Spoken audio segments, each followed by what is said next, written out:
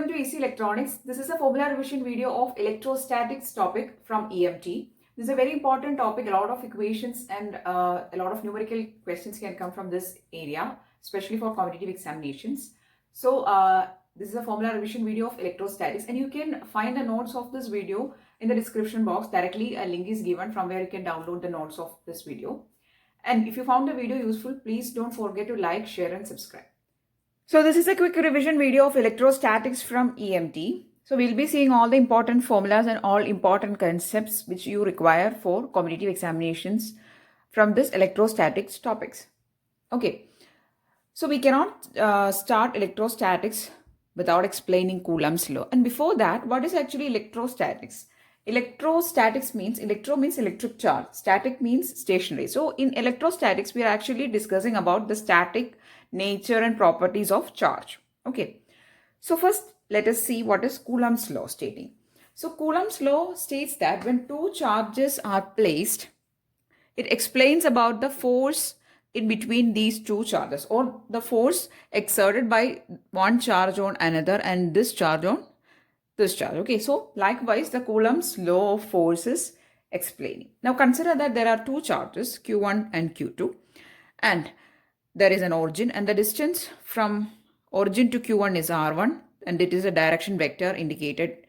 This is the distance to Q2, which is R2, and the distance between these two is indicated using the vector R12.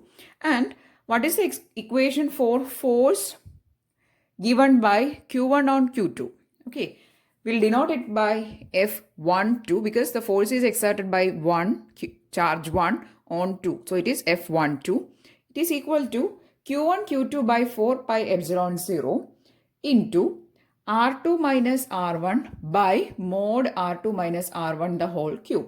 Now you can see there is an R2 minus R1 in the numerator and also in denominator.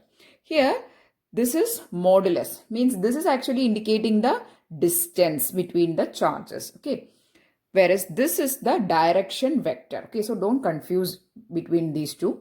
This is the direction, indicating the direction vector, the direction of force, whereas this which is given in the modulus is actually the distance between the two charges. Now from the equation for charge, it is very clear that the force, that is from the equation of force, it is very clear that the force is directly proportional to the charge. You can see the charge in the numerator, whereas it is inversely proportional to the distance between the two charges. Okay, so force is directly proportional to charge and inversely proportional to the distance. You can see actually the distance cube. Okay, so these relations are also very important. Sometimes some quantities will be given, and based on the variation of one quantity, what is a change in another quantity? These type of questions can come. Okay, so this is the equation for force. Okay, now moving on to the electric field intensity. We know that electric field intensity E equal to the force by charge, right? That is, a charge produces an electric field and its equation is E equal to F by Q, and from this we can also write F equal to EQ. These type of equations are also important. So if you are being asked to find the force and the electric field and charge is given to you, you have to take the product. Okay. Likewise, for finding the electric field, E is equal to F by Q. Now, let's see it in a little more detail. The electric field intensity at Q2 due to the charge Q1. What is that? We'll see. So, E equal to F12 by Q2. Since we are going to find the electric field intensity at Q2, we'll take F12 by Q2. So the equation is exactly the same. Only difference is that there is no Q2 because we have divided the equation by Q2. So there is no Q2 here. Okay. So this is the equation for electric field intensity at charge Q2 due to the presence of charge Q1. And the equation is Q1 by 4 pi epsilon 0 R2 minus R1 by mod R2 minus R1 cube. This is the distance and this is the direction vector. Okay. So I hope this much is clear to you. Now we will see about the various charge densities. There are three main charge densities you need to study in electrostatics: line charge density, surface charge density and volume charge density. We will see about these three densities.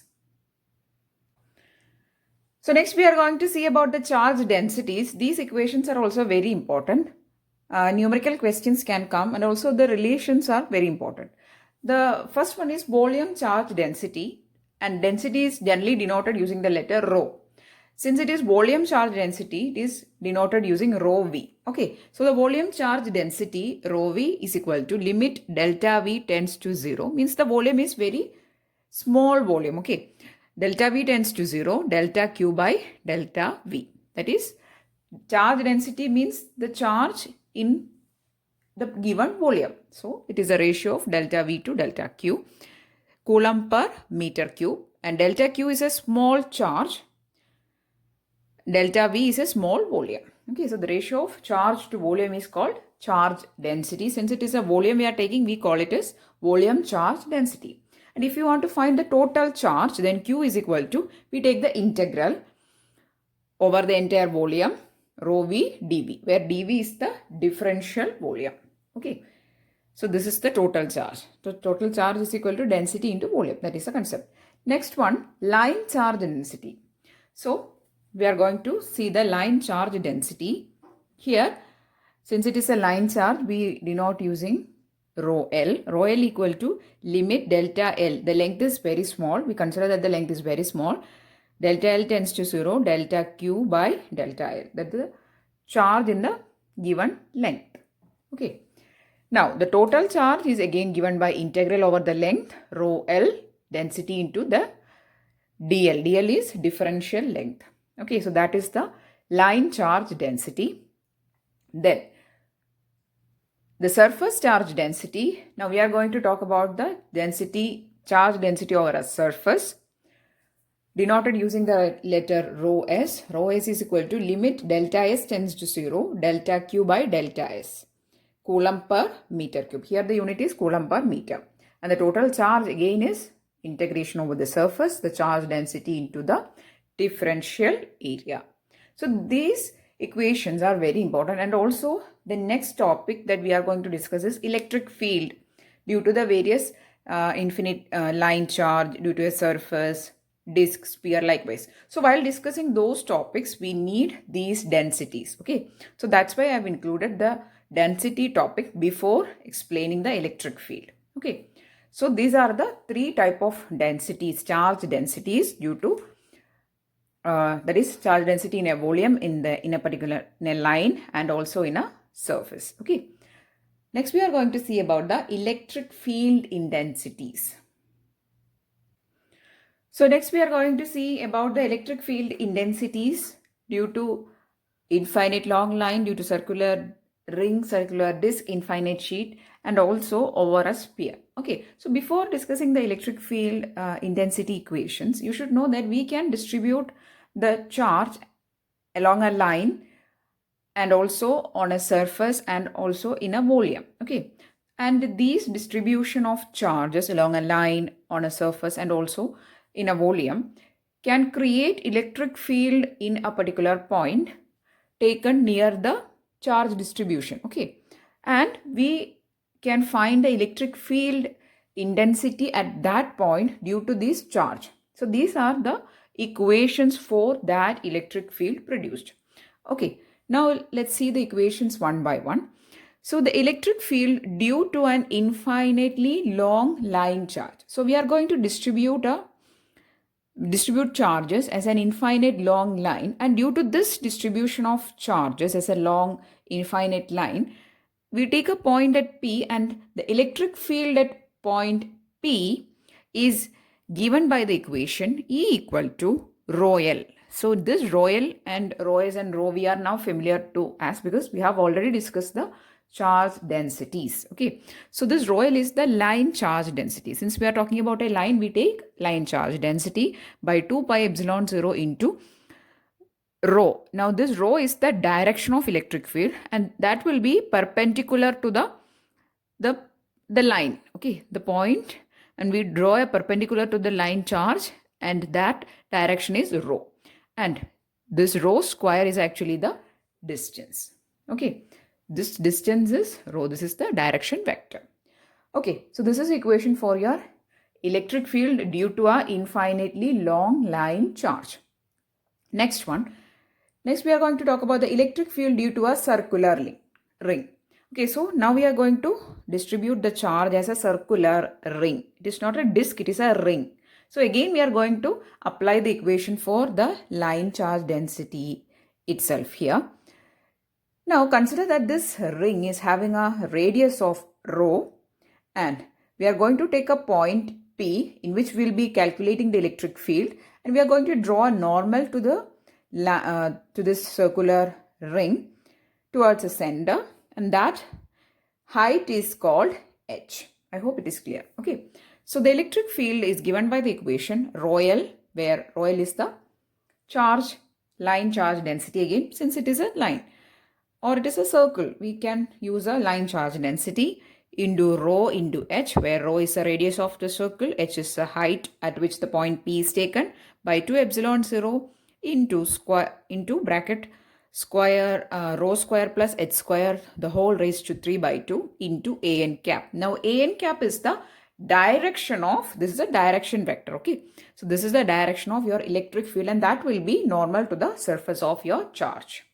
Okay, next one, the electric field due to a circular disk. Now we are going to use a circular disk. It is not a circle, it is a circular disk. So we have to consider it as a surface distribution of charge. Okay, so for that we will be using the surface charge density rho s. So E is equal to rho s by 2 epsilon 0 into 1 minus h by r square plus h square the whole raised to 1 by 2. Here r is the radius of your disk, h is the height at which the point is taken, an is the, it's the direction of your electric field. Now, next equation, electric field due to an infinite sheet. Here again we are considering a sheet, it is a surface. So E equal to rho s by 2 epsilon 0 into a n cap. So this is the direction vector for your electric field. Okay, so we have discussed a couple of equations for electric fields due to the various charge distributions. And due to these charge distributions, there will be an electric field produced at one particular point in which we actually do our reference. And if you write the equations for electric field at that point, you will be getting these equations. Okay. Next, we are going to see about the volume charge density or the electric field due to the sphere, conducting sphere, non-conducting sphere, etc. We are going to see the equations for electric field due to the conducting sphere and electric field due to non-conducting sphere. Now we are going to take a point P of distance r, and we will be placing the P outside the sphere, inside and on the surface, and then we will be calculating the electric field. Let's see how the electric field equation varies. Now for the conducting sphere, there won't be any charge present inside the sphere. That is an important concept. So inside the electric field, inside this sphere, there won't be any electric field. Okay. So let's see the conditions one by one. When r, that is when the point taken, the distance of the point taken is greater than the radius of the sphere, where capital R is the radius of the sphere, electric field is equal to kq by r square ar, where k is equal to 1 by 4 pi epsilon 0. Okay. kq by r square ar, and when r is equal to capital R, that is when the point we are taking on the surface, in that case your distance of the point and your radius will be exactly same. So for that case, electric field will be equal to kq by, now small r equal to capital R, so capital R square ar. Now when your point is inside the sphere, there is no electric field because there is no charge. Okay. So r is less than capital R means E equal to 0. Okay. So this is how the charge the electric field will vary based on the points taken at 3 different conditions. Now let's talk about the non-conducting sphere case. So the electric field due to a non-conducting sphere. So for the case of non-conducting sphere, there is also charge present inside the sphere. So that is the difference. Here, when r is greater than capital R, that is when the point taken is at a distance greater than your radius of the sphere, electric field equal to kq by r square ar, exactly the same of your conducting case. Then when r equal to r, that is when the distance is equal to radius, E equal to kq by r square ar, and when R is less than capital R, there is a difference. Electric field will be equal to KQ by R by capital R cube AR. This AR indicates the direction of your electric field, which will be in the direction of your point taken. Okay. And K will be 1 by 4 pi epsilon 0 in all these cases. Okay. So these are the equations for electric field based on the reference point taken outside the sphere, inside the sphere, and on the surface of the sphere. We are going to discuss about some other important concepts from electrostatics. They are electric flux, Gauss law and all. Okay. So what is electric flux? Electric flux is a measure of electric field intensity E through a surface. That measure of electric field intensity, we call it as electric flux. Now these equations are very important. These equations as it is can come in competitive examination. That is, they'll be asking the correct formula or the relations they can ask. So the electric flux is denoted using psi, and it is, since it is through a surface integral d dot ds. Now d is the electric flux density. Okay, capital D is the electric flux density dot ds. Since it is a surface, since it is through the surface we are calculating, we use surface integral d dot ds. Now the electric flux density is given by the equation epsilon into electric field. Epsilon is the permittivity into the electric field. Okay, so these equations are very important, and numericals also they can ask. We'll be very soon doing a numerical video for this video, that is electrostatics numerical video will be very soon doing. Okay, so please do see all the equations so that only you can then answer the numerical questions also. Okay, next one is Gauss law. The total flux passing through a closed surface is equal to the charge enclosed by the surface. That is called the Gauss law. Okay, so Gauss law states that the total flux, if you are considering a closed surface, the total flux enclosed in that closed surface is equal to the charge enclosed by the surface, and it is in the form of expression. It is given by this psi, which is the electric flux, is equal to over a closed surface we are taking. So it is a closed integral. Okay, that is an open integral. This is a closed integral over the surface. Since the surface is closed, this is a closed integral. Okay, d dot ds, same as the previous one. Only difference is this is a closed surface, and that closed surface electric flux is equal to the q enclosed, that is charge enclosed. This is the relation for Gauss law. Very famous and very important law. You should be knowing the equation. Okay, next one. We can also write this closed integral d dot ds as volume integral rho v dv, where rho v is the volume charge density, dv is the differential volume. Okay, so these type of equations are very important. So we have discussed in this video regarding all the densities, about the Coulomb's law, and also the various electric field equations. These are the most important concepts in electrostatics. Okay, so if you found the video useful, please do give it a thumbs up and also share it with your friends who's preparing for competitive examinations or semester examinations. These equations are very important. Okay, so I tried to give maximum informations and maximum equations, especially for competitive examination. Okay, and if you want more videos, please do subscribe to the channel. Thanks for watching and keep on watching.